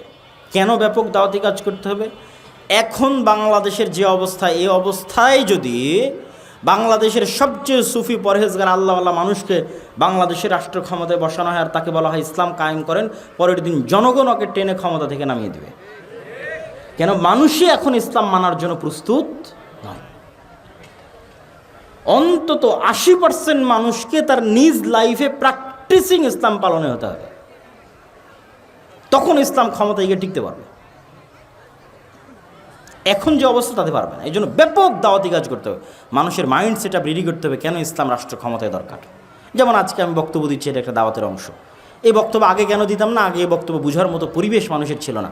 এখন বললে মানুষ অ্যাকসেপ্ট করবে, কেননা মানুষ একটা ভয়ঙ্কর আন্দোলন দেখেছে, গণ অভ্যুত্থান দেখেছে, তার পরবর্তী সরকার দেখছে। সুতরাং মানুষ এটা ক্যাচ করতে পারবে ইসলামের রাষ্ট্র ব্যবস্থা কেমন হতে পারে, ইসলামের রাষ্ট্র ব্যবস্থা বলতে কী বুঝায়, কেন ইসলামকে রাষ্ট্র ক্ষমতায় নিয়ে যেতে হবে, নিয়ে গেলে কীভাবে নিয়ে যেতে হবে। এক নম্বর ব্যাপক দাওয়াতি কাজ। 2 নম্বর লেখা আছে সমাজ ও দেশের সাথে সম্পৃক্ত থাকা। সমাজ ও দেশের সাথে সম্পৃক্ত থাকা অর্থ কী? আমাদের নবী মুহাম্মদ সাল্লাল্লাহু আলাইহি ওয়াসাল্লাম পড়াও জানতেন না, লেখাও জানতেন না। জানতেন না। তো আমার নবী মুহাম্মদ সাল্লাল্লাহু আলাইহি ওয়াসাল্লাম পড়ালেখা জানতেন না মানে তিনি ঘরে বসে গবেষণা করতেন না, ঘরে বসে বই লিখতেন না। তাহলে কি করতেন? আল্লাহর কাছ থেকে কোরআন রিসিভ করতেন আর সারা দিন মানুষের সুখ দুঃখ কষ্ট বিপদ আপদ সমস্যার পাশে থাকতেন। তথা মদিনাবাসীর সাথে মক্কাবাসীর সাথে মুহাম্মদ সাল্লাল্লাহু আলাইহি ওয়াসাল্লাম বরাবর সমানে সমান। আজ যদি মদিনার কোনো মানুষের বাড়িতে খাবার না থাকে তো সেটাও মুহাম্মদ সাল্লাল্লাহু আলাইহি ওয়াসাল্লাম জানবেন যে ওর বাড়িতে খাবার নাই, ওখানে খাবারের ব্যবস্থা করতে হবে। মানে মদিনার মানুষের সাথে ওতপ্রোতভাবে, মক্কার মানুষের সাথে ওতপ্রোতভাবে জড়িত। উনি তো গবেষকও নন, লেখকও নন। তো 5 ওয়াক্ত সালাত বাদে, কোরআন আল্লাহর কাছে শিখা বাদে বাকি সময় কাদের পিছনে দিতেন? মানুষের পিছনে দিতেন। এবং উনি সৎ ন্যায়পরায়ণ হওয়ার কারণে মানুষ প্রভাবিত হতো। উনি তো অসৎ নন, মিথ্যুক নন। তাহলে যত মানুষের কাছে গেছে ওনার ভদ্র নম্র ব্যবহারের কারণে মানুষ ওনার দ্বারা কী হয়েছে? প্রভাবিত হয়েছে। আবু সুফিয়ান রাদিয়াল্লাহু তাআলা আনহু যখন তার কাছে ইসলাম গ্রহণ করেছে, তাকে মাথা নত করে ইসলাম গ্রহণ করতে হয়েছে। কেননা মুহাম্মদ সাল্লাল্লাহু আলাইহি ওয়াসাল্লামের উন্নত চরিত্র সম্পর্কে আবু সুফিয়ান জানে। মুহাম্মদ সাল্লাল্লাহু আলাইহি ওয়াসাল্লামের চরিত্র নিষ্কলুষ, কোনোদিন মিথ্যা বলেনি, কোনোদিন মানুষের সাথে অন্যায় করেনি। তো আবু সুফিয়ান যখন ইসলাম গ্রহণ করবে, মাথা নত করে ইসলাম গ্রহণ করতে হবে। এই জন্য দুনিয়াতে যত নবী রাসূল আল্লাহ পাঠিয়েছে, সব নবী রাসূলকে মূল 2টা গুণ দিয়ে পাঠিয়েছে: বলবে সত্য, করবে নাই, না হলে এরা নেতা হতে পারবে না দেশ জাতির। নবী রাসূলরা দেশ ও জাতির নেতৃত্ব না নিতে পারলে কীভাবে সে ইসলামের দাওয়াত ছড়িয়ে দিবে? দিতে পারবে না। কিন্তু আমরা মুসলমানেরা গোলাম হওয়ার কারণে আমাদের ওই যে বাহ্যিক আমল, যেটা বারবার বলছি, বাহ্যিক আমল দিয়ে আমার মুনাফিকি ঢাকতে চেয়েছি, কিন্তু কাজের বেলায় আমি মিথ্যুক, কাজের বেলায় আমি অন্যায়পরায়ণ। সুতরাং আমাদের দিয়ে মুক্তি হবে না। তাহলে সমাজ ও দেশের সাথে সম্পৃক্ত থাকা। আজকের আফগানিস্তানে যারা ইসলামকে ক্ষমতায় নিয়ে এসেছে, এরা খুব কঠিনভাবে সমাজের মানুষের সাথে সম্পৃক্ত ছিল। গত 20 বছর, 30 বছর, 40 বছর যাবৎ সমাজের মানুষের সাথে সম্পৃক্ত। কিন্তু আমরা আলেম ওলামারা, আমি নিজেও, আমাদের মতো এরকম শত শত আলেম ওলামা, মসজিদ মাদ্রাসা, এরা সমাজ থেকে টোটালি ডিসকানেক্টেড। এরা মসজিদের 4 দেওয়ালের মধ্যে সীমাবদ্ধ, মাদ্রাসার 4 দেওয়ালের মধ্যে সীমাবদ্ধ, লেখালেখি গবেষণার মধ্যে সীমাবদ্ধ, লাইভ ভিডিওর মধ্যে, ইউটিউবের মধ্যে, ফেসবুকের পোস্টের মধ্যে সীমাবদ্ধ। সমাজের মানুষের সাথে এদের কোনো প্রকার সম্পর্ক, লেনা দেনা, উঠা বসা নাই। তাহলে সে কীভাবে ইসলামকে সামগ্রিকভাবে বিজয়ী করবে? করতে পারবে না, অসম্ভব, করা সম্ভব নয়। কিন্তু এখন সুবর্ণ সুযোগ।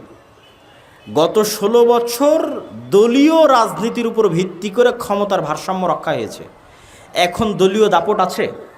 নাই। তাহলে ক্ষমতার জায়গা শূন্য। গ্রামে ক্ষমতার জায়গা কি? শূন্য। আগে গ্রামে ক্ষমতার জায়গা তো অমুক নির্দিষ্ট দলের অমুক নেতা, ও একাই ক্ষমতাশীল। এখন ক্ষমতার জায়গা শূন্য। এখন মসজিদ, মাদ্রাসা, আলেম ওলামা, তারা যদি সমাজের মানুষের সাথে প্রচুর পরিমাণে উঠা বসা করে, 2 বছর যদি উঠা বসা করে, 3 বছরের 3য় বছরের দিন থেকে 6 মাস উঠা বসা করলে 7ম মাসের দিন থেকে যদি ওই আলেম যোগ্য নেতৃত্ব দেওয়ার যোগ্যতা সম্পূর্ণ হয়, মানে সত্যবাদী, ন্যায়পরায়ণ হয়, টাকার কাছে বিক্রি না হয়, আলেম ওলামাদের এই যোগ্যতা লাগবে, নাহলে কিন্তু পারবে না।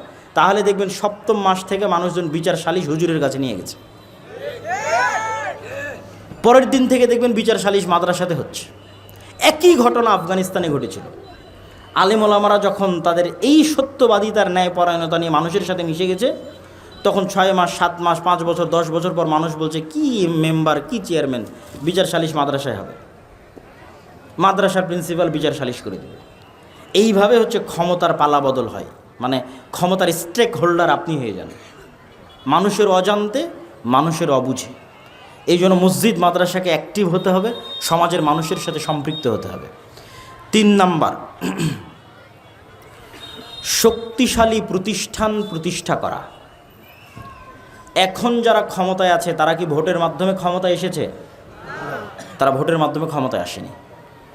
তাহলে কিভাবে ক্ষমতায় আসলো? যখন একটা নির্ধারিত শক্তিশালী সরকার বিদায় নিয়েছে, তখন ওই দেশে যে শক্তিশালী প্রতিষ্ঠানগুলো আছে অটোমেটিক ওরা ক্ষমতার মালিক হয়ে যায়। আপনি চাইলেও মালিক হবে, না চাইলেও মালিক হবে। যেমন বাংলাদেশের সবচেয়ে শক্তিশালী প্রতিষ্ঠান হচ্ছে সেনাবাহিনী। তো গত 16 বছরও সবচেয়ে শক্তিশালী প্রতিষ্ঠান সেনাবাহিনী, এখনও সবচেয়ে শক্তিশালী প্রতিষ্ঠান সেনাবাহিনী। তাহলে যখন সরকার ক্ষমতায় থাকবে না, তখন অটোমেটিক ক্ষমতা কার কাছে যাবে? সেনাবাহিনীর কাছে যাবে। গত 16 বছর সবচেয়ে শক্তিশালী মিডিয়া প্রথম আলো, ডেইলি স্টার, এখনও সবচেয়ে শক্তিশালী মিডিয়া প্রথম আলো, ডেইলি স্টার। তাহলে যখন ক্ষমতা থাকবে না, তখন ক্ষমতা কার কাছে যাবে? প্রথম আলোর কাছে যাবে, ডেইলি স্টারের কাছে যাবে। গত 16 বছর সবচেয়ে শক্তিশালী অর্থনৈতিক প্রতিষ্ঠান ব্রাক। আপনার মাদ্রাসার বাৎসরিক আয় ব্যয় কত হয়?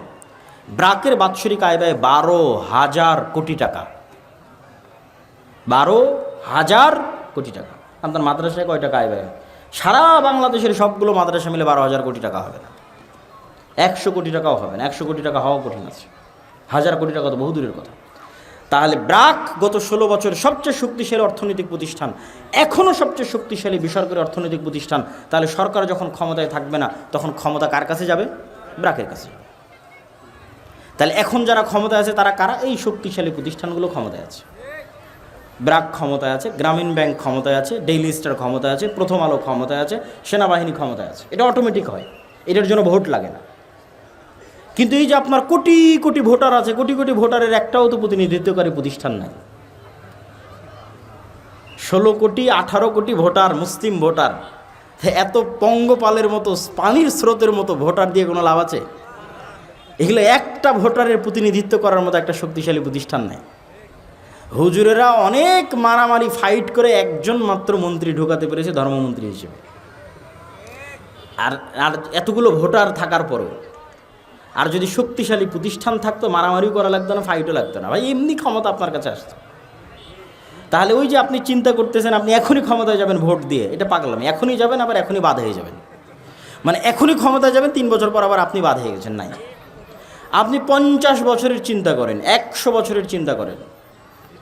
এই যে বিশাল নির্বাচনী লড়াই হলো আমেরিকাতে, ডোনাল্ড ট্রাম্প আর জো বাইডেন আর কমলা হ্যারিসের বিশাল লড়াই, বারাক ওবামা অংশগ্রহণ করলো, ডোনাল্ড ট্রাম্প বিজয়ী হলো। এই নির্বাচনী লড়াইয়ের ধারে কাছে কিলোমিটারকে কিলোমিটারে আপনি ইহুদিদের দেখতে পাবেন না। অথচ ডোনাল্ড ট্রাম্প ক্ষমতায় আসুক আর কমলা হ্যারিস জো বাইডেন ক্ষমতায় আসুক, ক্ষমতা কার হাতে? ইহুদিদের হাতে। ক্ষমতা কাদের হাতে? কেন ইহুদিদের হাতে? ওই ডোনাল্ড ট্রাম্পও টাকা নিয়েছে ইহুদির কাছে, কমলা হ্যারিসও টাকা নিয়েছে ইহুদির কাছে। ডোনাল্ড ট্রাম্পও মিডিয়া ব্যবহার করেছে ইহুদির, আর কমলা হ্যারিসও মিডিয়া ব্যবহার করেছে ইহুদির। তাহলে ইহুদির দল লাগেনি, ইহুদির রাজনীতি করা লাগেনি। ইহুদি কী করেছে? শক্তিশালী অর্থনৈতিক প্রতিষ্ঠান তৈরি করেছে। আমেরিকার সবচেয়ে শক্তিশালী অর্থনৈতিক প্রতিষ্ঠান ইহুদিদের, আমেরিকার সবচেয়ে শক্তিশালী মিডিয়া ইহুদিদের। সুতরাং ও ক্ষমতায় না গিয়েও ক্ষমতায় আছে। গত 20-200 বছর ক্ষমতায় ছিল, এখনও ক্ষমতায় আছে। ইহুদি বিরোধী কোনো আইন, কোনো কার্যক্রম আমেরিকায় হতে পারবে না, যেই ক্ষমতায় আসুক না কেন। ইহুদির টাকা নিয়ে ক্ষমতায় গেছে, ইহুদির মিডিয়া ব্যবহার করে ক্ষমতায় গেছে। এই জন্য ইহুদিদের কাছে আমাদের এবং আপনাদের অনেক শিক্ষার আছে। তার মানে আমি ইহুদিদের প্রশংসা করছি এটা নয়। ইহুদিরা অভিশপ্ত, কিন্তু পৃথিবীর বাস্তবতা একমাত্র ইহুদিরাই জানে, মুসলমানেরা জানে আর ইহুদিরা জানে। কেন অভিশপ্ত সেটাও বলছি, আর কেন ইহুদিরা একমাত্র সত্য বাস্তবতা জানে সেটাও বলছি। এইটা বলে আমি বক্তব্যের শেষের দিকে চলে যাব। আপনাদের অধৈর্য আমি কামনা করছি না, প্লিজ কেউ উঠবেন না, হাঁটাহাঁটি করবেন না, যেভাবে আছেন সেভাবে বসে থাকেন। আপনি অধৈর্য হওয়ার আগে বক্তব্য শেষ করে দেবেন ইনশাল্লাহ। তো ইহুদিরা কেন পৃথিবীর বাস্তবতা জানে আর কেন তারা অভিশপ্ত? আল্লাহ নিজে কোরআন মাজিদে বলেছে যে খ্রিস্টানরা হচ্ছে পথভ্রষ্ট, এরা কিচ্ছু জানে না। আপনি ইহুদিদেরকে না দেখলে পৃথিবীর কিছু দেখেননি। কেন কিছু দেখেননি? এইখানকার একটা যুবক ছেলে যেমন বিড়ি সিগারেট মদ জুয়া আড্ডায় ব্যস্ত থাকে, এ উঠে গিয়ে যদি আর এক খ্রিস্টানের সাথে উঠা বসা করে তো ওই খ্রিস্টানও মদ জুয়া আড্ডায় ব্যস্ত থাকে। সুতরাং এই পৃথিবীতে পার্থক্য করতে পারবে না, দেখবে সবাই তো আমার মতো। জাপান যাবে, কোরিয়া যাবে, হয়তো এতটুকু দেখতে পারে যে আমার চাইতে ওরা রোবোটিক মেশিনের মতো কাজ করতেছে, কিন্তু আর কোনো পার্থক্য দেখতে পাবে না। দেখবে রোবোটিক মেশিনের মতো কাজ করার পরে ওরাও ওই মদ জুয়া আড্ডা অবৈধ সম্পর্কে ব্যস্ত, আমিও মদ জুয়া আড্ডা অবৈধ সম্পর্কে ব্যস্ত।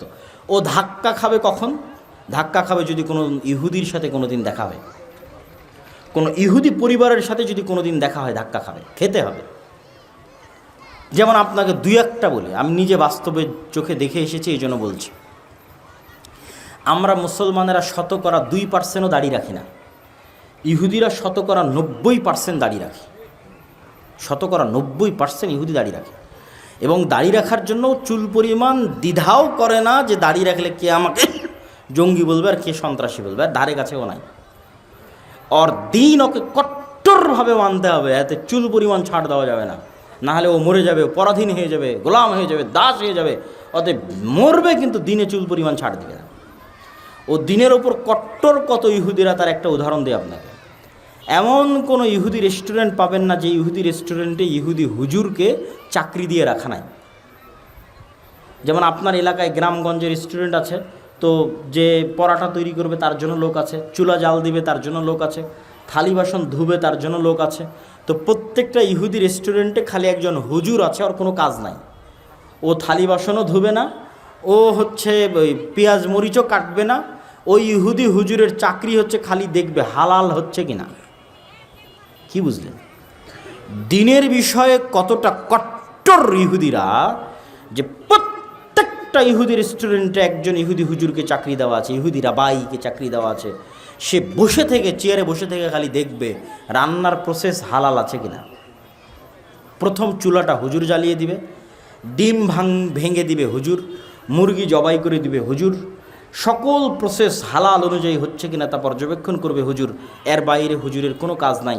শুধু এই একটা কাজের জন্য প্রত্যেকটা রেস্টুরেন্টে বেতনভুক্ত ইহুদি রাবাই আছে। তাহলে ওর দিনের প্রতিও কত কট্টর হতে পারে, আপনি কল্পনা করতে পারবেন না কত কঠোর হতে পারে। তাহলে আব্দুল্লাহ ভাই, ইহুদিদেরকে যে আল্লাহ অভিশপ্ত বলেছে, ইহুদিরা অভিশপ্ত কেন সেটাও বলছি।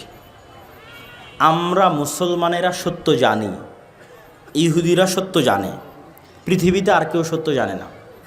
পৃথিবীতে জাপান, কোরিয়া, চায়না, খ্রিস্টান এমনি পাগল। এদেরকে ইবলিস, শয়তান পাগল বানিয়ে রেখেছে, উল্লু বানিয়ে রেখেছে। এরা হচ্ছে পশু প্রাণীর মতো, দুনিয়াতে এসেছে, খাবে দাবে চলে যাবে। ইহুদিরা সত্য জানে, মুসলমানেরা সত্য জানে। মুসলমানেরা সত্য জানে, পাশাপাশি মুসলমানেরা চায় এই সত্যটা পৃথিবীর সব মানুষ জানুক, আর এই সত্যের উপর পৃথিবীর সব মানুষ আমল করুক। আমি একজন মুসলমান হিসেবে জানি মদ খারাপ, জুয়া খারাপ। তো আমি চাই একজন হিন্দুর ছেলেও যেন মদ না খায়, জুয়া না খেলে। মানে আমি একজন হিন্দুর জন্য কল্যাণকামী, হিন্দুর ছেলেও যেন মদ না খায়, জুয়া না খেলে। এবার এই সত্যটা ইহুদি জানে, মদ খারাপ, জুয়া খারাপ। কিন্তু ইহুদি চায় যে আমার ছেলেমেয়েরা কোনোদিন মদ খাবে না, কোনোদিন জুয়া খেলবে না, আর সারা পৃথিবীর প্রত্যেকটা মানুষ যেন মাদকাসক্ত হয়, প্রত্যেকটা মানুষ যেন জুয়ার নেশায় আসক্ত হয়। তার জন্য কি করা লাগবে তা আমি করব। এই জন্য ওরা অভিশপ্ত। কেন তারা এটা করতে চায়? এই জন্য করতে চায় যে আপনি মানুষকে যদি গোলাম রাখতে চান, পৃথিবীর সব মানুষকে যদি গোলাম রাখতে চান, তাহলে এগুলো ছাড়া গোলাম রাখতে পারবেন না। আপনি এখানে থেকে উঠে গিয়ে আমার বক্তব্যকে রিচেক করবেন। আমি বলেছি আপনি পৃথিবীর কিছুই দেখেননি যদি ইহুদিদের না দেখেছেন। এখান থেকে উঠে গিয়ে আপনি ইউরোপে বসবাসরত কোনো প্রবাসীকে কল দিবেন, আমেরিকায় বসবাসরত কোনো প্রবাসীকে কল দিবেন। কল দিয়ে বলবেন যে তুমি কি কোনো ইহুদি ফ্যামিলিকে দেখেছো তোমার 15 বছরে, 20 বছরে? যদি বলে হ্যাঁ দেখেছি, তখন আমি যা যা বলেছি তা চেক করবেন। আচ্ছা, ওই ইহুদি পরিবারের মুখে কি দাড়ি ছিল? হ্যাঁ বা না কি উত্তর দেয়। 2, ওকে জিজ্ঞেস করবেন ওই ইহুদি পরিবারের ছেলে মেয়ে কয়জন? এটা মা এবং বোনেরা শুনবেন। ইহুদি পরিবারের ছেলে মেয়ে কয়জন? যদি বলে যে 1জন বা 2জন, তাহলে আবার আমার সাথে রাজশাহীতে, ঢাকায় গিয়ে দেখা করিয়েন যে এমন একটা ইহুদি ফ্যামিলি পেয়েছি যার ছেলে মেয়ের সংখ্যা 1জন বা 2জন। পাবেন না। প্রত্যেকটা ইহুদি ফ্যামিলিতে ছেলে মেয়ের সংখ্যা 5জন, 6জন, 7জন, 8জন, 9জন, 10জন, প্রত্যেকটা ইহুদি ফ্যামিলিতে। কিন্তু সারা পৃথিবীতে মানুষ যেন ছেলে হোক মেয়ে হোক 2টি সন্তানই যথেষ্ট, একটি হলে আরও ভালো, এর পিছনে সবচেয়ে টাকা খরচ করে কারা? ইহুদিরা। সবচেয়ে বেশি টাকা তারাই খরচ করে। আপনি এখানে বসে থেকে ফোন দিবেন, তোমার আশেপাশে নিকটস্থ কোনো ইহুদি স্কুল আছে কিনা? খ্রিস্টান স্কুলের কথা বলিনি, কেন খ্রিস্টানেরা জানি না, ওরা তো পাগল। ওদেরকে তো আল্লাহ কোরআনে বলেছে ওয়ালাজ্জালিন, এরা পাগল, এরা কিচ্ছু জানে না। এরা ইবলিসকেও চেনে না, শয়তানকেও চেনে না। ইবলিস এদেরকে যেভাবে যা বলছে ওরা সেভাবে তা করে। খ্রিস্টান স্কুল না, ইহুদি স্কুল। ঠিক আছে, ইংল্যান্ডে অবস্থানরত কোনো ইহুদি স্কুল আছে? পেয়েছো তো? বলে হ্যাঁ। ইহুদি স্কুলে গিয়ে দেখো তো LGBTQ পড়ানো হয় কিনা। যে সমকামিতা আমার অধিকার, আমি সমকামী হতে পারবো একজন ছেলে অথবা মেয়ে হিসেবে, এই জিনিস ইহুদি স্কুলে পড়ানো হয় কিনা? প্রত্যেকটা খ্রিস্টান স্কুলে পড়ানো হয়, কিন্তু ইহুদি স্কুলে পড়ানো হবে না। যদি পান আমাকে এসে বলবেন যে কোনো ইহুদি স্কুলে পড়ানো হয়েছে। কোনো ইহুদি ফ্যামিলির সন্তান মাদকাসক্ত কিনা, জুয়ায় আসক্ত কিনা, মদের বারে যায় কিনা, আড্ডায় যায় কিনা, খোঁজ দিতে বলবেন। একটাও পাবেন না জুয়ায় আসক্ত, একটাও পাবেন না মাদকাসক্ত। কিন্তু সারা পৃথিবীর মানুষ যেন জুয়ায় আসক্ত হয়, মাদকাসক্ত হওয়ার জন্য চেষ্টা করবে। কেন? মাদকাসক্ত হলে গোলাম, জুয়ায় আসক্ত হলে গোলাম। আর ওর ছেলে মাদকাসক্ত, জুয়ে আসক্ত হবে না মানে ও প্রোডাক্টিভ থাকবে, সবচেয়ে বড় সায়েন্টিস্ট হবে, সবচেয়ে বড় ডাক্তার হবে, সবচেয়ে বড় ইঞ্জিনিয়ার হবে, পৃথিবীকে নেতৃত্ব দেবে। আর বাকি সবকে মাদকাসক্ত, জুয়ে আসক্ত করবে। কেন? সবগুলো যেন গোলাম হয়। এই জন্য আপনি ইহুদিদের দেখলে পৃথিবীর সত্য বুঝতে পারবেন যে পৃথিবীর সত্য কী। আর বাকি কাউকে দেখে পৃথিবীর সত্য বুঝতে পারবেন না। কেন? ওরা সবাই পাগল, ওদেরকে আল্লাহ অলরেডি কোরআনে পাগল বলে রেখেছে। যে ওরা জানেই না কি সত্য কি মিথ্যা। সুতরাং ইউরোপ আমেরিকায় গিয়ে খ্রিস্টান সাদা চামড়াদের মদের বারে দেখে হতাশ হওয়ার, পথভ্রষ্ট হওয়ার কিছু নাই। ওরা জানেই না মদের বারে গেলে কি ক্ষতি আছে, আর অবৈধ সম্পর্কে লিপ্ত হলে কি ক্ষতি আছে। আপনি ইহুদিদের দেখেন, ইহুদিরা জুয়ায় আসক্ত, মাদকাসক্ত এবং নন প্রোডাক্টিভ কিনা, LGBTQ তাদের পাঠ্য বইয়ের মধ্যে তারা রেখেছে কিনা ধার্মিক ইহুদিরা। সম্মানিত উপস্থিতি, এই পয়েন্টটা কী জন্য তুলে ধরছিলাম? এই পয়েন্টটা এই দৃষ্টিকোণ থেকে তুলে ধরছিলাম যে শক্তিশালী প্রতিষ্ঠান প্রতিষ্ঠা করতে হবে, এটা আপনি ইহুদিদের কাছ থেকে শিখবেন। যে আমাদের শক্তিশালী মিডিয়া নাই, আমাদের শক্তিশালী অর্থনৈতিক প্রতিষ্ঠান নাই। এখান থেকে আরও একটা জিনিস শিখবেন যে আমাদেরকে আমাদের দিনের উপর কী হতে হবে? কথা বলেন না যে কী হতে হবে? আমাদেরকে আমাদের দিনের উপর কী হতে হবে? কট্টর হতে হবে। আমরা তো কলোনিয়াল মাইন্ড সেট আপ, এটা আমার বক্তব্যের আজকের শেষ পয়েন্ট। আমরা তো কলোনিয়াল মাইন্ড সেট আপ বহন করে বেড়াচ্ছি। 190 বছর ব্রিটিশদের গোলামি করছি। ওই 190 বছর ব্রিটিশদের গোলামি করার কারণে আমাদের রক্তের মধ্যে, আমাদের অজান্তে আমরা গোলামি বহন করছি। কিভাবে আমাদের অজান্তে আমাদের রক্তের মধ্যে গোলামি বহন করছি? আমি নিজেও এই বিষয়ে অবগত ছিলাম না। যখন ইংল্যান্ড ক্রস করে ফ্রান্স, ইতালি এবং স্পেন, এই 3টে দেশে গেছি, তো স্পেনের এমনও এয়ারপোর্ট পেয়েছি যে এয়ারপোর্টে এক্সিট শব্দটা পর্যন্ত ইংরেজিতে লেখা নাই। এতটা পরিমাণে স্প্যানিশরা, ইতালিয়ানরা, ফ্রান্সের মানুষেরা ইংরেজিকে ঘৃণা করে। আমার এটা ধারণা ছিল না যে ইংরেজি ভাষা জেনে পৃথিবীর কোনো দেশে আমি চলতে পারবো না, এটা অসম্ভব। প্রত্যেকটা দেশে চলতে পারবো, কিন্তু ইংরেজি ভাষা না জেনে যে ইউরোপেই চলতে পারবো না, এটা আমার জানা ছিল না। তো ওরা জাতিগত হিসেবে কতটা আত্ম অহংকারী, কতটা আত্ম অহমিকা, কতটা স্বাধীনচেতা, ভিন্ন দেশের ভাষাই শিখবে না। আমি বলছি না যে ইংরেজি শিখতে হবে না, এটা বলছি না, কিন্তু আমরা যে নিজের অজান্তে ইংরেজি শিক্ষাকে গুরুত্ব দিয়ে ফেলছি, শিখছি, শিখতেও হবে, কিছু করার নাই। এটা আমাদের অজান্তে, আমাদের রক্তের মধ্যে থাকা 190 বছরে ব্রিটিশদের গোলামির কারণে। এটার আরও প্রমাণ নেবেন, আমাদের ক্লাসমেট ছিল মদিনা ইসলামী বিশ্ববিদ্যালয়, আফ্রিকান মুসলিম দেশ, ওদের সেকেন্ড ল্যাঙ্গুয়েজ ফরাসি।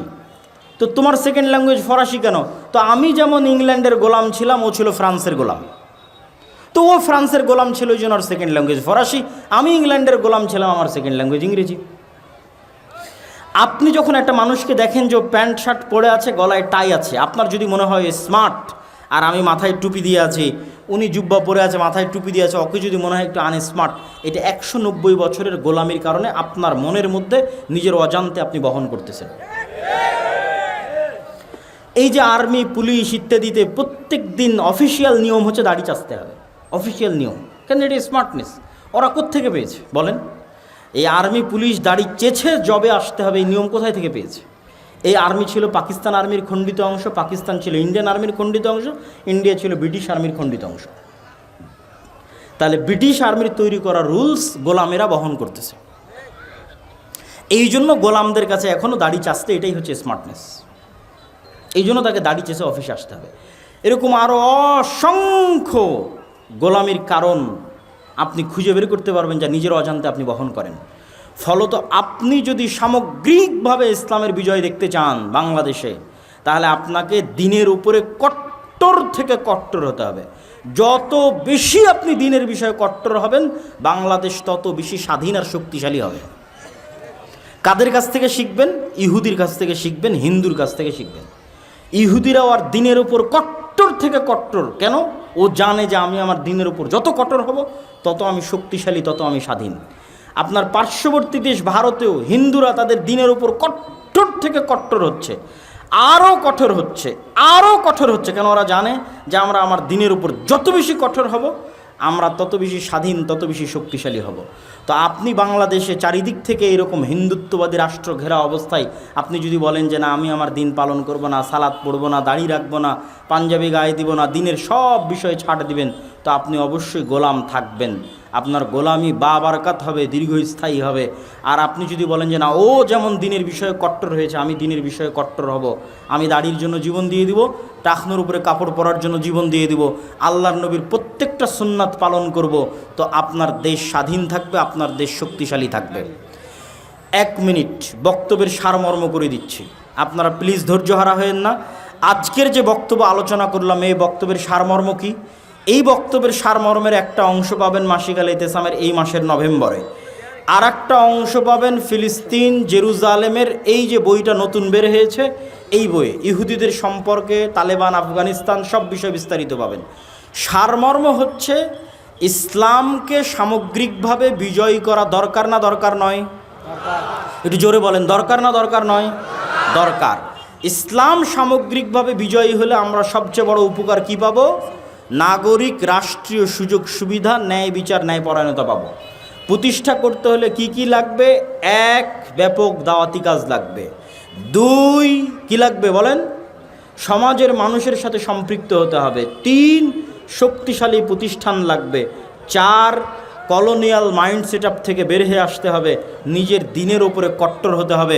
আল্লাহ সুবহানাহু ওয়া তাআলা আমাদেরকে তৌফিক দান করুক, আল্লাহুম্মা আমিন। ওই প্রশ্ন উত্তর আছে, আর ওই যে মাদ্রাসাতে একটু গামছা ছেড়ে দেওয়ার জন্য। আচ্ছা, মাদ্রাসার জন্য মিলিতভাবে মোনাজাত করা যাবে? এক প্রশ্নের উত্তর আমরা আর কতদিন দিব? শায়েখ, আমি একজন কাপড় ব্যবসায়ী, আমি দোকানে নিত্য নতুন মডেলিং যা পর্দা বহির্ভূত পোশাক ওঠে, পোশাকগুলো বিক্রি করলে কোনো সমস্যা হবে কি? ছবি মূর্তি না থাকলে কোনো সমস্যা হবে না। ফেতরা কি টাকা দিয়ে আদায় করা যাবে? না, ফেতরা চাউল দিয়ে আদায় করতে হবে। পীর মানা কি জরুরি? জি না। আমি আমার মাকে সাধ্যমতো সহযোগিতা করি, ভিক্ষা করতে নিষেধ করি, অতঃপর সে অভিশাপ দেয়, আমার জন্য করণীয় কি? আচ্ছা, ওই বইগুলো কোথায় আছে? আছে কি? ও, বইগুলো স্টেজে আছে, হাতের বাম পাশে। মাসিক আল ইতিসাম আর আজকে যে আলোচনা করলাম ফিলিস্তিন, এই বই দুটা মাসিক আল ইতিসাম এবং ফিলিস্তিন হাতের বামে স্টেজে পাবেন। আমি আমার মাকে সাধ্যমতো সহযোগিতা করে ভিক্ষা করে নিষেধ করি, অতঃপর সে অভিশাপ দেয়, আমার করণীয় কি? আপনার মানে আপনি অভিশাপের হকদার নন, তারপরেও দিলে আশা করি অভিশাপ আপনার উপর কাজ করবে না ইনশাল্লাহ। যাকে মানুষ অন্যায়ভাবে হত্যা করেছে নিরস্ত্র অবস্থায়, আমরা আশা করি সে শহীদ হিসেবে গণ্য হবে, আল্লাহ তাকে শহীদ হিসেবে কবুল করুক, আল্লাহুম্মা আমিন। রংপুরের আবু সাঈদের কথা জিজ্ঞেস করা হয়েছে, হিন্দু বা বিধর্মীদের ঘর ভাড়া দেওয়া যাবে কি? অন্যায় কোনো কাজে লিপ্ত না থাকলে স্বাভাবিক অবস্থায় দেওয়া যাবে। শুধুমাত্র পান সুপারি খাওয়া যাবে কি? একদম স্থায়ী অভ্যাসে পরিণত না করে খাওয়া যায়। ইসলামিক রাজনীতি করা যাবে কি? যেগুলো বললাম এগুলো ইসলামের রাজনীতি, এর চেয়ে বড় ইসলামী রাজনীতি নাই। সভাপতি এখনো টাকা দেয়নি, টাকাটা একটু করে হবে।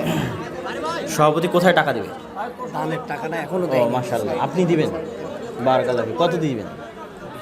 এটা প্রচার করবেন? প্রচার করবো না? হ্যাঁ, আচ্ছা ঠিক আছে। সভাপতি একটা ভালো অঙ্কের টাকা মাদ্রাসার জন্য দান করছেন, আল্লাহ কবুল করুক, আল্লাহুম্মা আমিন। আল্লাহুম্মা সাল্লি আলাইহি, আল্লাহুম্মা বারিক আলাইহি। আসসালামু আলাইকুম শায়েখ, স্ত্রী স্বামীর কথা শোনে না, এর ভয়াবহতা এবং প্রতিকার কী? প্রথমত, তোমার ব্যক্তিত্বের অভাব আছে কিনা, তোমার অর্থনৈতিক সক্ষমতার অভাব আছে কিনা, পৌরুষত্বের অভাব আছে কিনা। যদি এগুলোর কোনো অভাব না থাকে, তারপরেও যদি তোমার স্ত্রী তোমার কথা না শোনে, সেক্ষেত্রে অবশ্যই সে গুনাহগার হিসেবে বিবেচিত হবে। আর যদি তোমার অন্য কোনো অভাব থাকে, তুমি সেগুলো দ্রুত পূরণ করো, যাতে তোমার ব্যক্তিত্বের প্রভাবে সে তোমার অনুগত হয়। মৃত্যুর পর রূহ আল্লাহর কাছে ফিরে যায়, আবার পুনরায় মানুষ রূপে জন্ম নেয়। মানুষ রূপে কখনোই জন্ম নেয় না, ইল্লিন এবং সিজ্জিনে থাকে। আবার যখন কিয়ামত হবে, আল্লাহ নতুন করে মানুষকে জন্ম দিবে, তখন মানুষের রূহ ফিরিয়ে দেওয়া হবে। কোনো ব্যক্তি মৃত্যুর পূর্ব মুহূর্তে কালেমা পড়তে পারলে সে কি জান্নাতি হবে?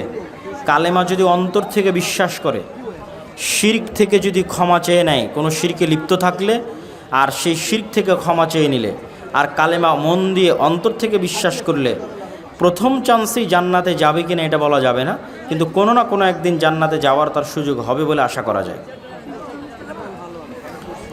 নামাজে হাত কোথায় বাঁধবেন? জনৈক বক্তা বলেছেন আকিদা শব্দ, এইগুলো অযথা, যেগুলো জানা জিনিস সেগুলো জিজ্ঞেস করে লাভ নেই। শায়েখ, আমি সুদের বিরুদ্ধে কথা বলায় গ্রামের মানুষ আমাকে তিরস্কার করে, আমি কি ক্ষতিগ্রস্ত হব? সুদের বিরুদ্ধে আল্লাহ বলেছে, আপনি কেন বলবেন না? অবশ্যই বলবেন। কোর্টের মাধ্যমে বিবাহ তালাক হয়, সেই স্ত্রীকে পুনরায় গ্রহণ করা যাবে কি? কোর্টের মাধ্যমে স্বামীর সম্মতিতে যদি তালাক হয়ে থাকে, আর এটি যদি প্রথম তালাক হয়, আর পূর্বে যদি আর কখনো তালাক না হয়ে থাকে, তাহলে ইদ্যৎকালীন অবস্থায় কোনো প্রকার বিবাহ ছাড়াই স্ত্রী ফেরত আনতে পারবে। ইদ্যত পার হয়ে গেলে নতুন বিবাহ, নতুন মহরানা দিয়ে স্ত্রী ফেরত আনতে পারবে। মেয়েদের থুতনির নিচে যে চুল গজায় সেটা রাখতে হবে না কাটা যাবে? যেহেতু এটা তার সৃষ্টিগত প্রকৃতির বিরোধী, সেহেতু সে কাটতে পারে। বেতের কোনো উভয় অবস্থাতেই পড়া যায়, সমস্যা নাই। মৃত পিতা মাতা, বন্ধু বান্ধব বা আত্মীয় স্বজনের পক্ষ থেকে মসজিদে দান করা যাবে কি? অবশ্যই মৃত পিতা মাতা, আত্মীয় স্বজন, বন্ধু বান্ধবের পক্ষ থেকে মসজিদে দান করা যাবে। হজ পালন করে এসেছে, 5 ওয়াক্ত সালাত পড়ে, তবে বিড়ি মুখে নিয়ে মুরগি জবাই করে, এই মুরগি কি খাওয়া হালাল হবে? বিড়ি খায় সেটার গুনাহ ভিন্ন। বিসমিল্লাহ আল্লাহু আকবার বলে মুরগি জবাই করলে মুরগি হালাল হবে। আল্লাহর কুদরতি হাত, কুদরতি পা কি? কোনো কুদরতি হাত, কুদরতি পা বলে কিছু নাই। আল্লাহর হাত আছে, আল্লাহর পা আছে। বিসমিল্লাহ।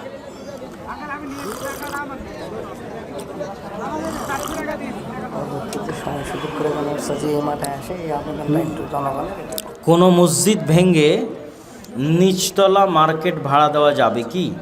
এবং দ্বিতীয় তলায় নামাজ পড়া যাবে? কোনো মসজিদ ভেঙে নিচতলা মার্কেট ভাড়া দেওয়া যাবে কি? দ্বিতীয় তলায় যে দোকানগুলো ভাড়া দেওয়া হবে ওগুলোতে অনইসলামিক কোনো কিছু না হলে দেওয়া যাবে। আহলে হাদিস হানাফি মাযহাব কেন মানব?